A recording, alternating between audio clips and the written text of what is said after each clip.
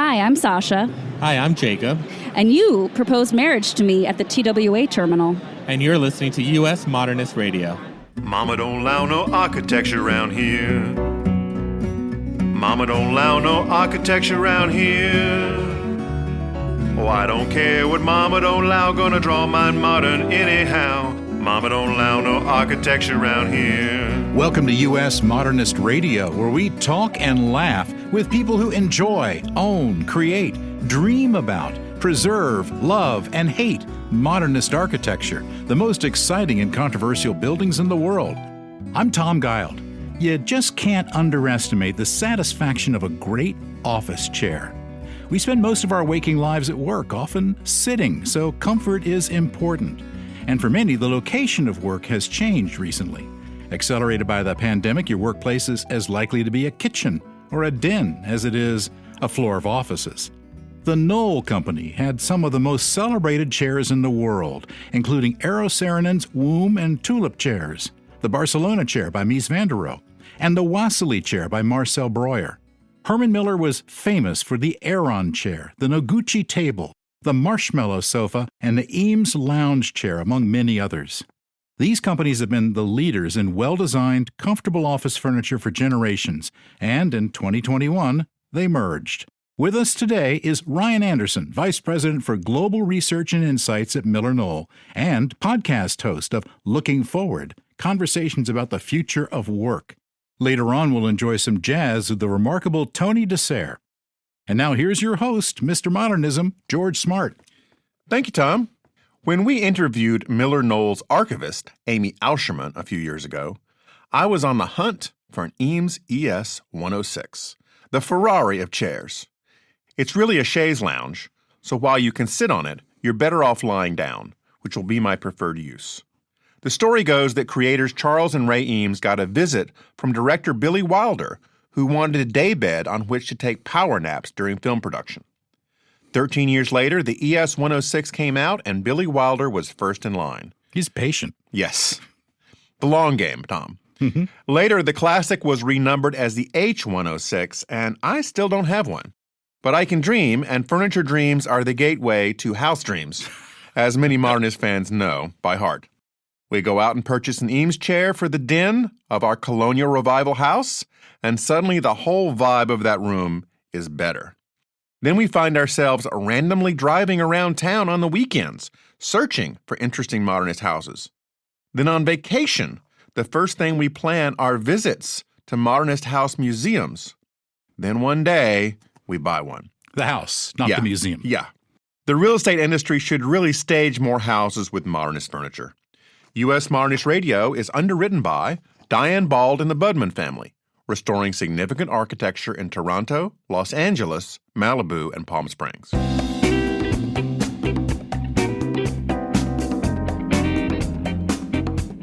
Ryan Anderson has spent almost all his career in the office furniture industry, first at Steelcase and now at MillerKnoll. A graduate of East Kentwood, Michigan High School. Go Falcons! Michigan State. Go Spartans! And North Park University. Go Vikings! I'm about to buy you some pom-poms, George. Ryan is the VP for Global Research and Insights, basically the R&D function for how people experience the workplace. Ryan has been featured in the Wall Street Journal, NPR, the BBC, Fortune, and Bloomberg, and he is the host of MillerKnoll's podcast, Looking Forward, that explores the future of work. Welcome, Ryan. Hey, George. Thank you for having me. Ryan, thanks for coming on the show. I wanted to ask you first, what is going on about Michigan? Why did so many major office furniture companies locate in Michigan? Yeah, great question. And by the way, I'm keenly aware of the fact that I'm not the only researcher on the call. Your thorough check on our background always amazes me. But yeah, born and bred Grand Rapids, Michigan, and this city once aspired to be Furniture City, USA. In fact, if you go to the local museum here, you'll see what was portrayed in the late 1800s as a city that could grow as big as Chicago based on furniture. And it really has its origin with lumber, timber up north in Michigan, being able to be floated down the rivers back in the day. Oh, right. And so residential furniture companies, office furniture companies, really furniture companies of all sorts and the supply chain that fueled it really built up around West Michigan, Grand Rapids, the Lakeshore. And in more recent years, some of that's moved down to the Carolinas, some of it's moved to places like Vietnam. But thankfully, we still have a thriving business in this part of the country and thousands of employees based in West Michigan who work for MillerKnoll. And I didn't live here my whole life, but it's great to be back here and to see the company thriving. Now, one of the things that you were on record about is that you did not want to work in the office furniture industry. Now you've been on it for more than 25 years. What changed for you? Well, what changed for me was understanding how interesting it actually was. So you're right. Growing up in the area, I didn't actually have a lot of relatives who worked in the industry. My grandpa worked as a quality inspector at a small furniture company, but it just seemed boring. And by the way, I wasn't that interested in the auto industry either. So as you pointed out, I went off to Michigan State, told my roommate, we got to find something interesting to do if we want to stick around this state.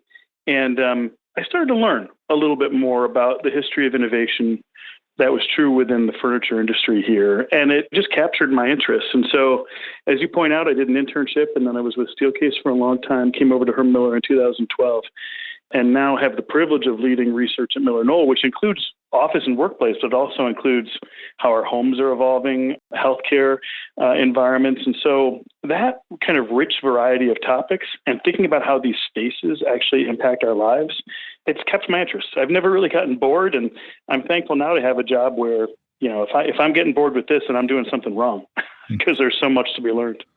Well, the workplace really has changed over the decades, and that's the focus of your podcast. Mm-hmm. When did you start that up? Early. So my earliest role, right while I was still in college, was focused on looking at how offices might evolve in the future. Now, this was the mid-'90s, late '90s, and we were still in an era of desktop computing. So it's kind of funny because there's only so much that could change when every employee was tethered to a desktop, right? But around 2004, 2005, my interest really was accelerated because I've always been interested in technology. In fact, I came to Herman Miller specifically to lead Herman Miller's technology research back in the day. It was becoming evident that Wi-Fi was going to unshackle everybody to work in a wide variety of places. And so thinking about how our workspaces evolved for me became much more interesting after I began to reflect on how those changes might affect things. I was going to ask if you were the person responsible for putting holes in desks so that cables for PCs could be filtered down without running them around the back. I did IT support years ago. I used to hate desks that weren't made for computers. No, I can't take any credit for that. The industry term is it's a grommet. And I don't know when and where grommets were invented. I can tell you this. When the world saw the first personal computer, Stanford showed the world the first computer in 1968 in an event called the Mother of All Demos. The environment was created by Herman Miller, including a designer named Jack Kelly, who's still alive, lives in the area. So if anybody I know was responsible for it, it'd be Jack, but I don't know for sure. Well, he ought to be in the Grommet Hall of Fame. Yeah, grommets are really important. Yeah. They're useful. Because otherwise you got a mess on your hands. Yeah, or you have to get a big old drill. Oh, yeah. And we don't want that. Now, Herman Miller is credited with the 1968 invention of the either loved or hated office cubicle. Oh, yeah. Right, Ryan? I know. I don't think that's how we would like to have that claim to fame. It would be a little bit like Ford saying we invented traffic. Yeah. So in 1964 and then later in 1968, basically an inventor hired by Herman Miller named Robert Probst, who started research at Herman Miller, so we have the privilege of carrying on his legacy, created in the industry what we call systems furniture, which is just modular partitions, desks, file cabinets built for change, and actually released a manifesto of sorts called the Office of Facility Based on Change, even went so far as to begin thinking of the concept of facilities management as a way of managing change. The idea was around very dynamic, human-centered environments. There was a movement in Germany known as Bürolandschaft or office landscape that was bringing like urban planning ideas to the office. It was really exciting. But what unfortunately happened was that systems furniture became cubicles. It translated into a sea of uniformity. Probst wasn't happy about it, referred to them publicly as rat holes. And so don't get me wrong, cubicles and how they manifest certainly were a huge part of the office furniture business for a long time. But boy, that really wasn't the intent. The intent was more of a cityscape brought into the interior. And now there's this buzzword I wanted to ask you about. Seated privacy is supposed to be a new trend. Is that right? Well, everything old is new again, right? Mm-hmm, right. So, yes, back in the days of really high cubes, seated privacy was kind of a given. And there's different kinds of privacy. I mean, there's visual privacy, there's acoustical privacy. What happened in recent years is that organizations put more and more open desks onto their floor plates. And it became really loud and sometimes very distracting. At times, this was beneficial. There was interesting research done a while back that we did looking at kind of how a space with a certain amount of buzz can be really good for teams doing work, but in many cases it became distracting. And so people didn't feel like they had a place to go find an alternative. And so part of what we've discovered through our research in the last couple of years is just how much people are stressing the need for more privacy while doing focused work, and surprisingly, how many people struggle with it at home. Of the 30,000 people that have used Herman Miller's work from home tool, which is an online kind of helpful tool, something like 58% last time I looked said they struggled at home with distraction and focused productivity. So pets, one of the real premiums cats, out there is kids. finding a good place to do focused work, Yeah, anywhere. Yeah, so the office has to support it better. And we can try to support it better at home too, which I think is important. But if people are coming into offices partly to be really social and reconnect with their networks, then they need the opposite experience, which is to be able to go find really quiet, reflective space, either to do focused work or to just be able to step out of the pace of work. If you look at mental health crisis that's going on, the Surgeon General recently produced a report indicating that more than 70% of the U.S. workforce was having signs of mental health issues. Being able to kind of step out of the stress of the workday and have some quiet isn't just for individual productivity, it's also for individual restoration. So absolutely. Offices need to do a better job of this. It seems like over time, companies want to move wholesale from one method to another. Like they'll move from a sea of cubes to this open Starbucks kind of experience where there are no walls, no nothing, right? Mm-hmm. And then WeWork took up that whole genre of these big open spaces and little coffee bars and little tiny nooks and things like that. You worked at WeWork at the time. Were you part of that expansion? My focus at WeWork was really thinking around the use of technology. So no, having said that, I had been involved in workplace designs. And so I knew the team well, still friends with many of them. And it was an interesting situation there. But let me go back and say you're spot on.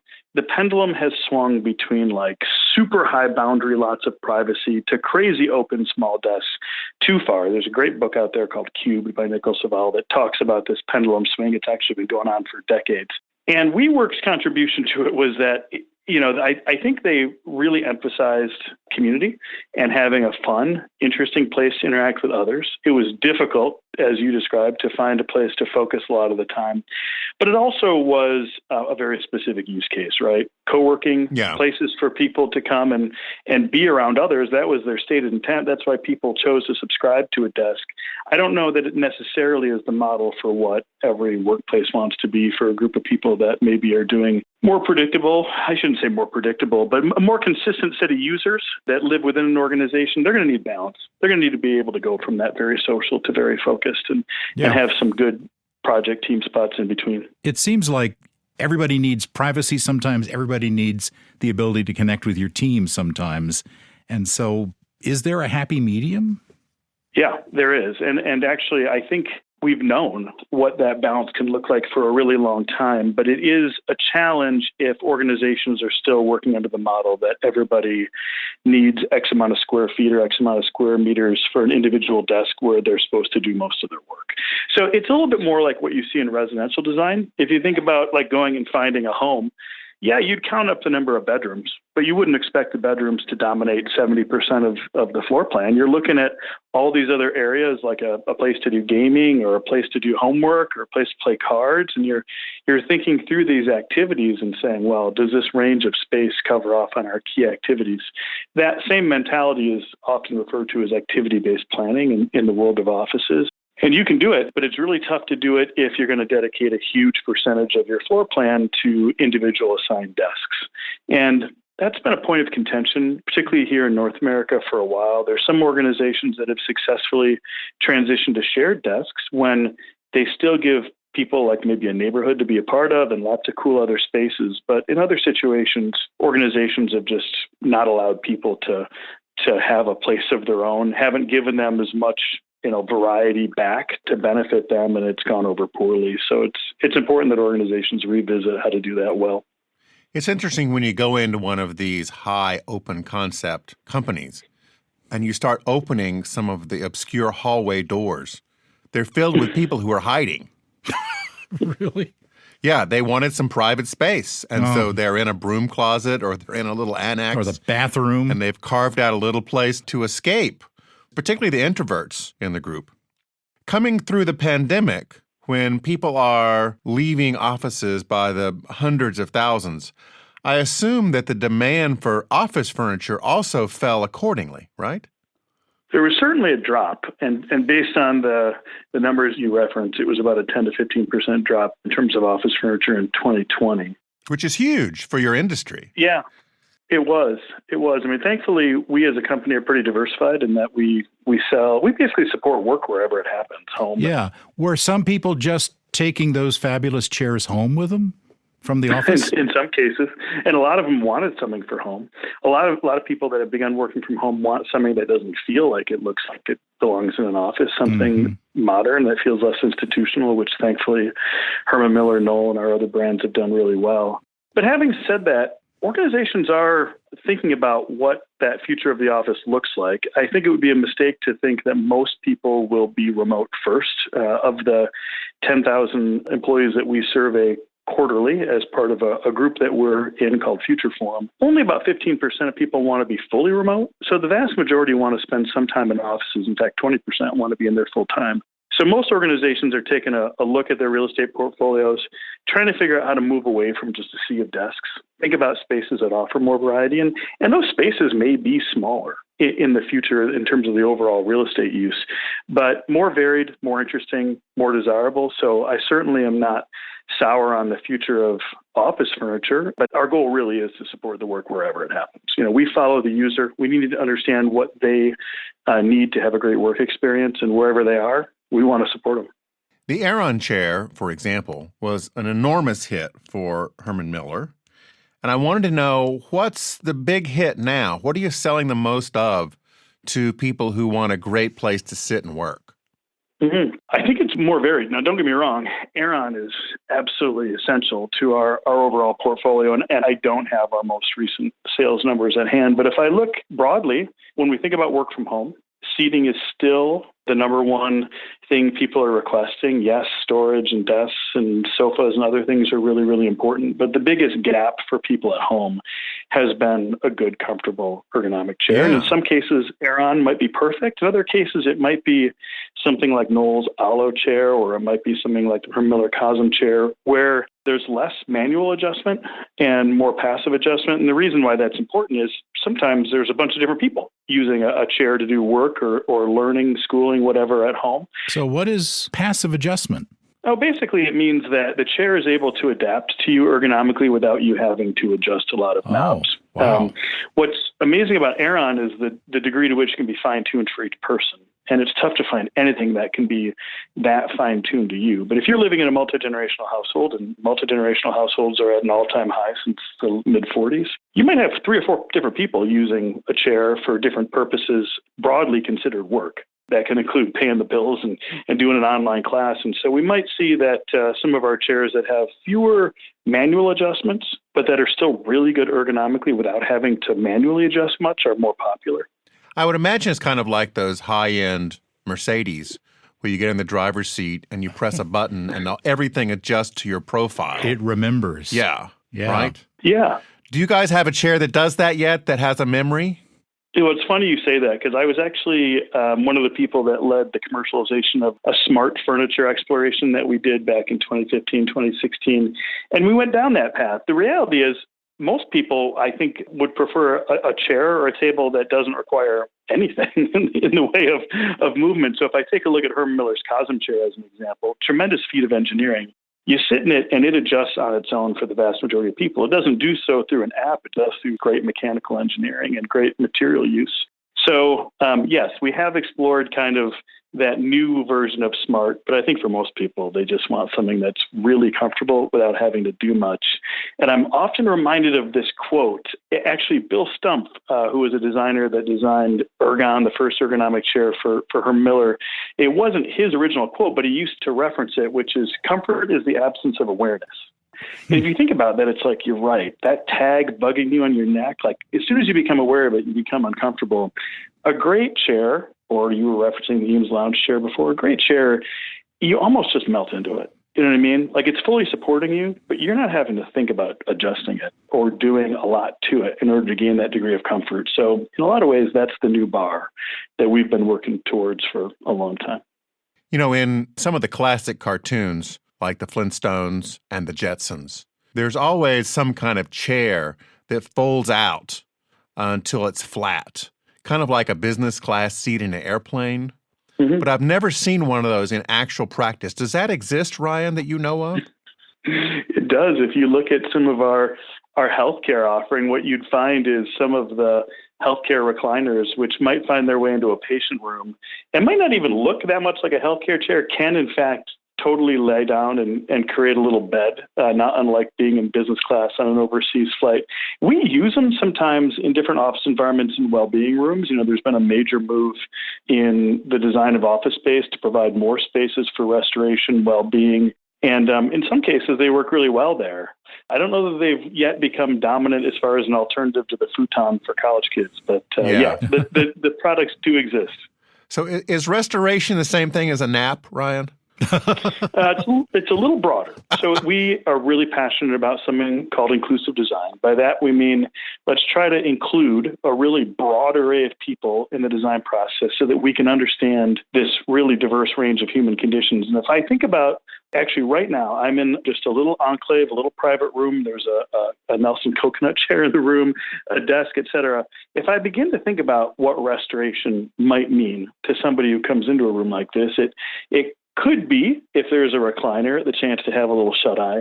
But for most people, it might be quiet, you know, a little bit of an escape from the noise or buzz of the office. It could be somebody who's got an anxiety disorder, finding a little bit of peace, somebody that's on the neurospectrum, finding a hyposensitive environment. A place to meditate. Yeah. Could even be a person of color trying to escape code switching. Yeah. Today, we just actually had an internal conversation about fascinating research in the UK on women of menopausal age, 10% of whom the Ministry of Labour in the UK believes are leaving the workforce due to their needs not being accommodated, being able to escape like brain fog, get a little bit of thermal comfort. So I'm rambling here, but the point of getting through all these examples is the more we can understand what really challenges people, what they find stressful, what they find exhausting about being at work in the workday, the more that we can create spaces that give them some relief from it, which is good for them. It's good for their productivity. It's good for their health. And we need to make it a priority. Has your company ever taken on the apocryphal challenge of temperature in the workplace? Because when I worked in a sea of cubes, that was on everyone's mind. Yes. Either it was too hot or too cold constantly. And especially speaking of menopausal women. Yeah. Yeah. I don't know that we've taken it on in terms of solving it. We find ourselves providing counsel and kind of advisory help to a lot of our customers simply because they make substantial investment in them and we want to share good, useful research. And so thermal comfort's a big deal. I think Aeron, in its original design, which you might know, it actually was kind of a spin-off from a healthcare-related project called the Sarah chair.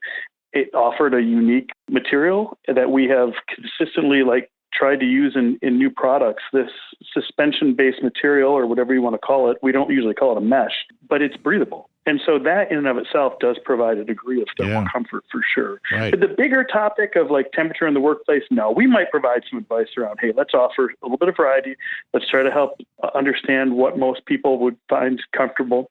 But for years, the International Facilities Management Association offered this survey of what people complained about in the workplace. And number one and number two were always the same, just in different spots, which is it's too hot or it's too cold. It's too hot. Because I know in some of the Office Cube systems that I've seen, they would either be little heaters under the desk or people would bring them in. There wasn't a corresponding fix for air conditioning, unfortunately. I don't think we've ever gone down that path. In addition to it being potentially a major source of energy consumption, there's also probably some safety concerns there. So no, I think we've steered clear of the portable heaters in the workstation offering. So what's happening in your R&D department now? What is the cool stuff that you're working on and where you're going?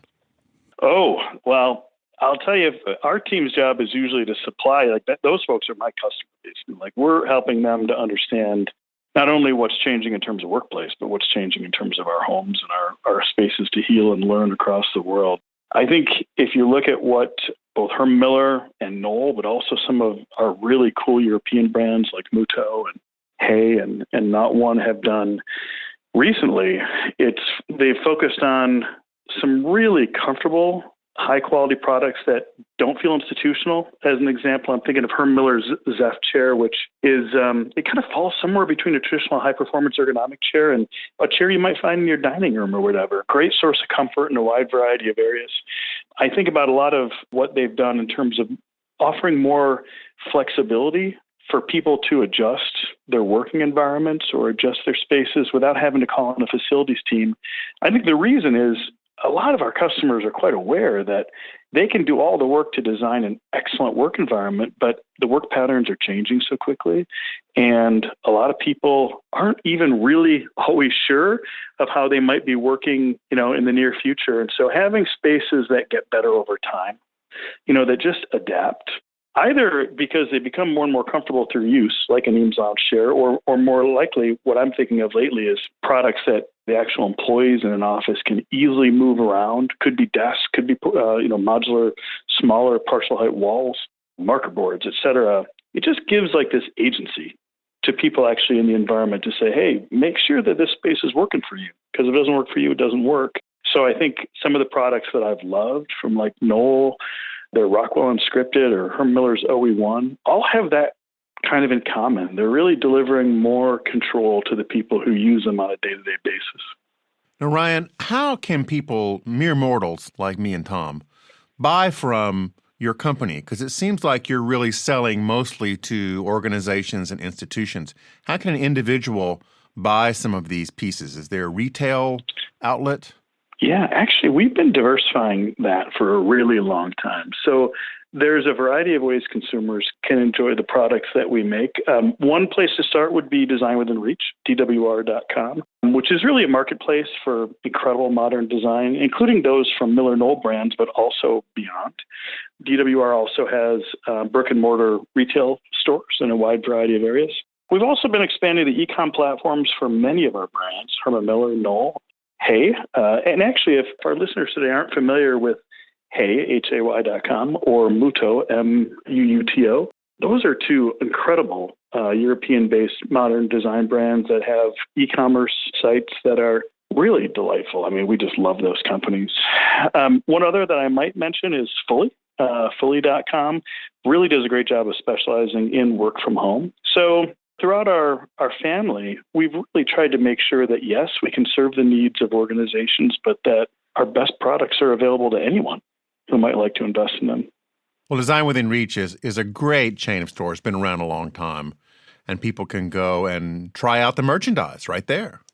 Yeah, and we actually, during the pandemic, we also expanded the brick-and-mortar locations for Herman Miller stores, which some people thought was a little unusual during a pandemic, but if you're going to invest in a great chair, wait, usually what? You want to sit There are Herman Miller stores? I did not know this. Where are these stores? Yeah. Oh, they're in a wide variety of cities. I've actually lost track of the number because we've been expanding them at a pretty fast clip. But in addition to having products like Eames Lounge Chair and Aeron, they also include our gaming offering. Herman Miller's entree into the gaming world, which happened in the summer of 2020, just really took that market by storm. So there's a lot in those locations, but they often attract as many gamers as they might those looking for a great lounge chair for their living room. So what makes for a great gaming chair versus a great office chair? Well, they have such common roots, which is one of the kind of discoveries that our team within Herman Miller made a while back, which is if you look at esports athletes, gamers, they're using a lot of precision and a lot of repetitive motion with what they do. And you actually don't see that as much in maybe office settings as you used to. So back in the era of desktop computing, we'd have people doing data processing. You'd see people doing really like intense micro movements on a repetitive fashion. Sometimes we might see this with like robotic surgery in a clinical environment. But if you look at a gamer, they're often really attuned to the movements they need to do in order to be competitive. You might see somebody using the base of a chair in order for them to kind of like put their foot against it to get a little bit of leverage. And as it turns out, a lot of the core principles of what Herman Miller did, historically with ergonomic desk chairs were really well suited to helping gamers and esports athletes. So we started by introducing a different version of our Herman Miller Embody chair to the gaming community in concert with Logitech G, which is their gaming company. And since then, the teams have just expanded the number of products that we provide, including not just chairs, but sit-stand desks and monitor arms and a whole host of other things to help gamers be more competitive. Ryan, thanks so much for joining us today. I'm really happy about your show. Looking forward, conversations about the future of work. Thanks for talking with us. It has been a pleasure. Thank you so much for having me. And I would love it if you check out the podcast, which is our vehicle for bringing some of the smartest people we know in the world to our listeners to help them create better spaces too.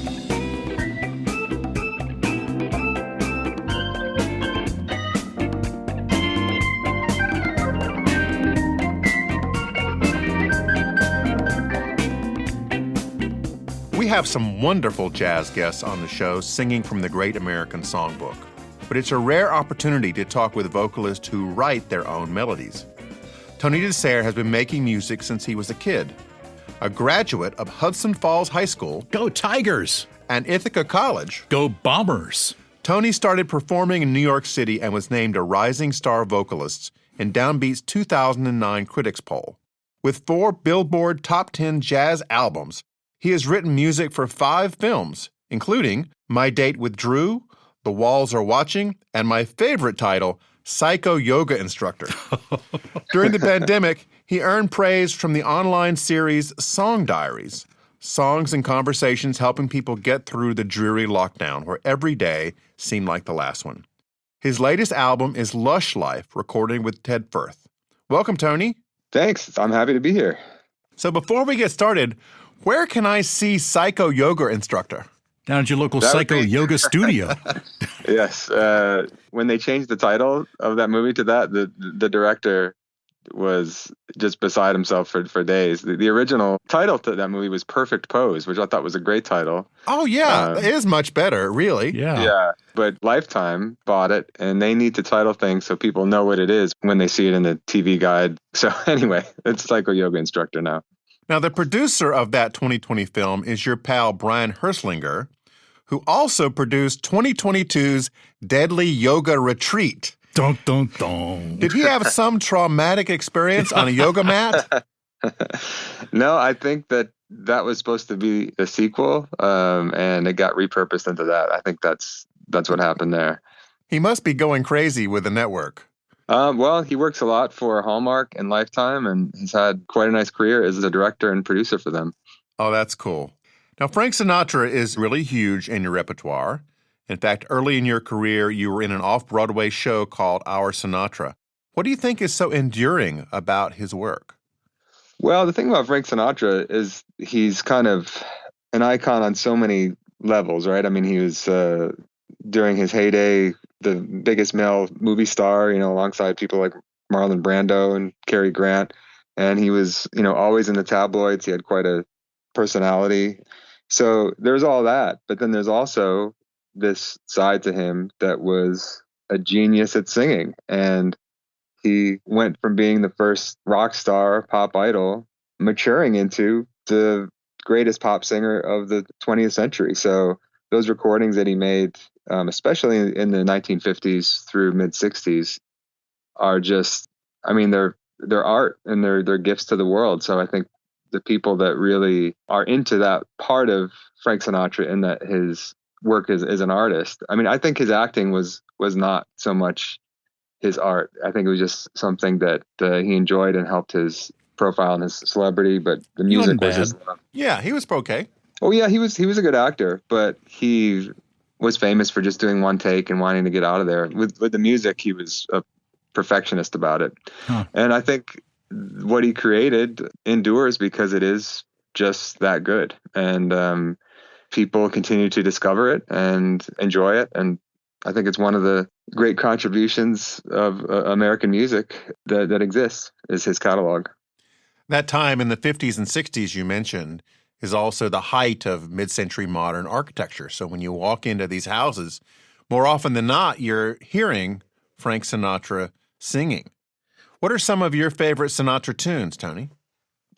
Gosh, there's so many. He recorded 1,500 songs, right? So, and he had many sides to his music personality. There was that kind of like the film noir Sinatra, which was like in the wee small hours, and Sinatra sings for only the lonely.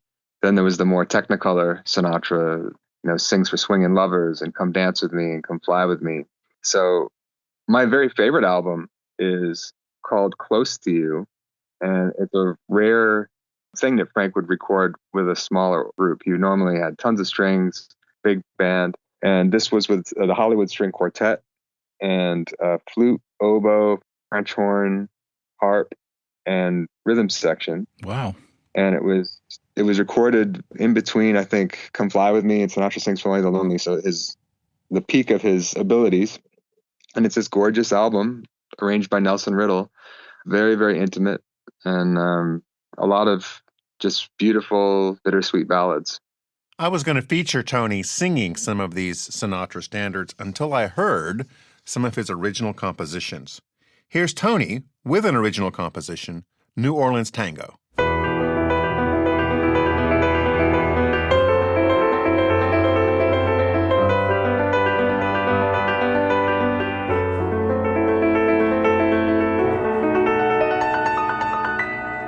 It's called the New Orleans Tango, I said as she looked around. But we don't need any dance floor, all we need is the ground. She put her hand inside my hand, she followed me by my feet. It was just her and I now, and the rhythm of the street. And then I looked into her eyes as we listened to the beat. I could feel her body rise in the cool New Orleans heat. And as that Creole music cried from the river to the sea, we danced until the music died, breathless next to me. It's called the New Orleans Tango, she said as I looked around. I picked her up as she followed through the bayou back to town.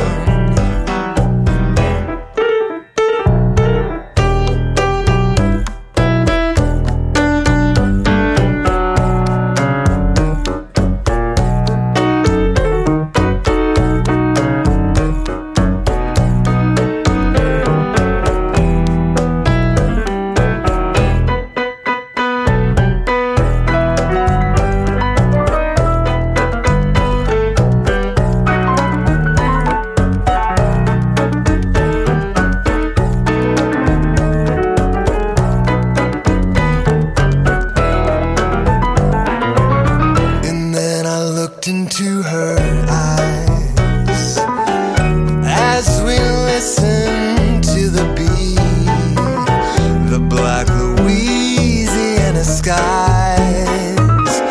shine their light on Bourbon Street, and as that Creole music cried from the river to the sea, we danced into the music, died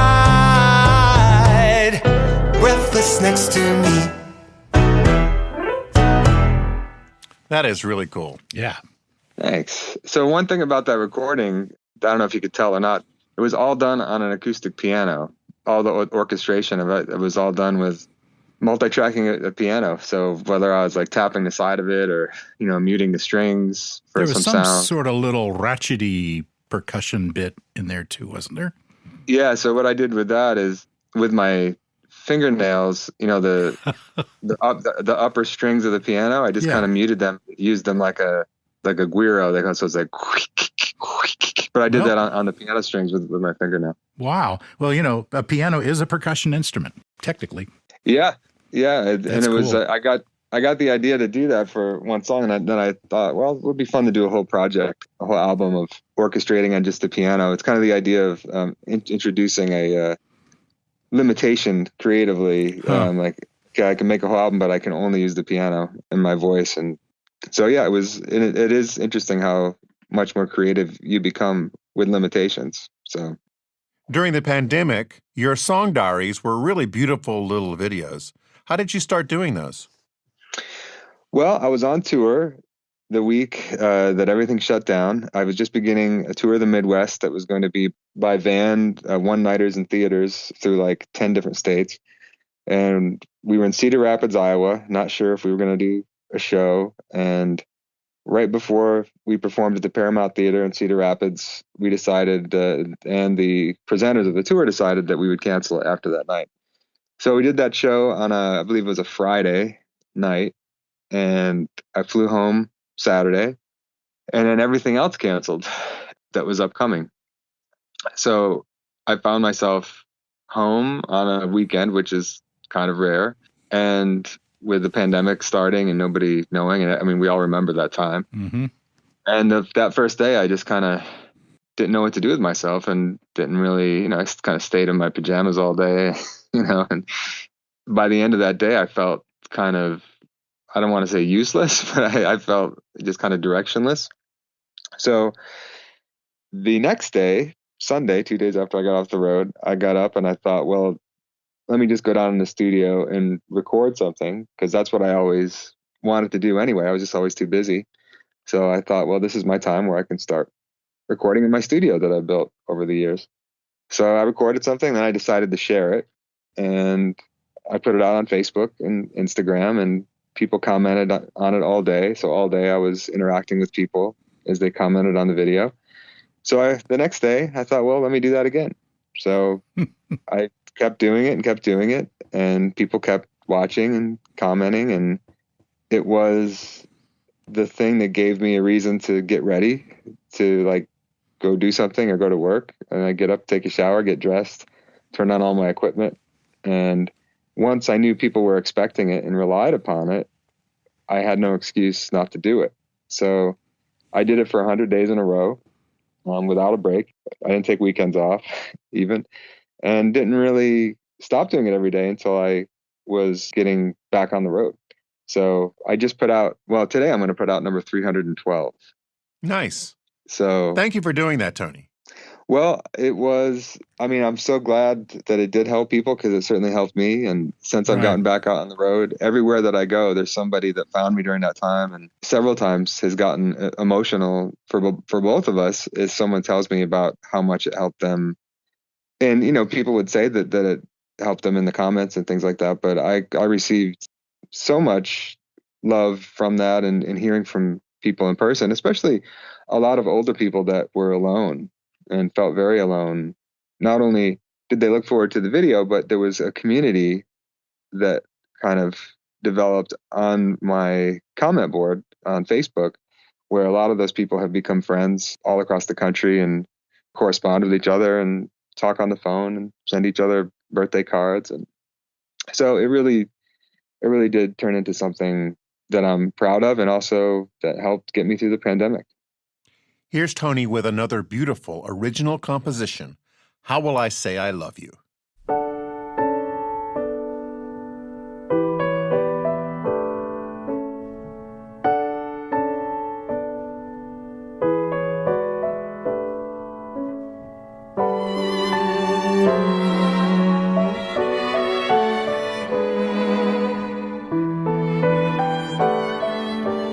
Sing the blues, I'll listen intently. Call my name, I'll be at your door. Cry out loud, I'll hold you till it's over. And that's how I will say I love you. Fall asleep, I'll wake up beside you. Feel my heart beating next to yours. Lose your way, I promise I will find you. And that's how I will say I love you. What would I do to show my love to you? My whole world for 1 minute with you. Break the rules, I'll bend them around you. Play the fool, I would never know. Break my heart, I'd still be glad I'd found you. And that's how I will say I love you.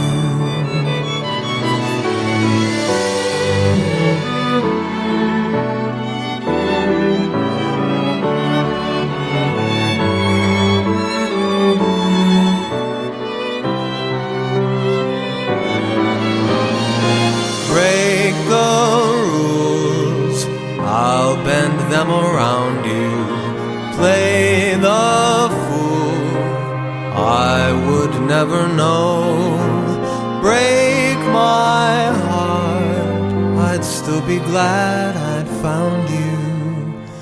And that's how I will say I know I'll always stay. And that's how I will say I love you.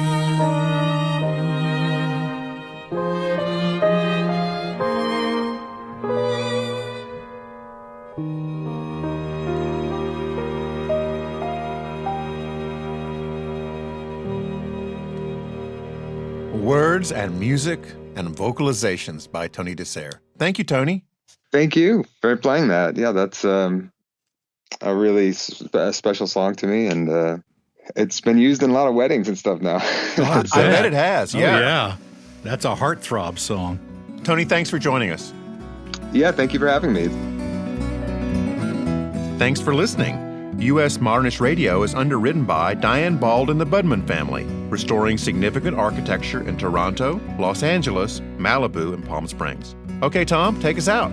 Visit usmodernist.org's massive archives to listen to past shows and discover documentation of 15,000 significant modernist houses and access 4 million pages of classic 20th century architecture magazines. U.S. Modernist Radio is produced by Soundtracks Recording Studios in Raleigh, North Carolina. Our theme song was performed by George Smart and Robinson Earl. Rogue archivist Kelly Policelli did guest research, although she did get distracted by all the great chairs. U.S. Modernist Radio is a production of Modernist Archive Incorporated, a nonprofit educational archive for the documentation, preservation, and promotion of modernist residential design. I'm Tom Guild. George and I will be back soon with another comfy, ergonomic workplace furniture edition of U.S. Modernist Radio.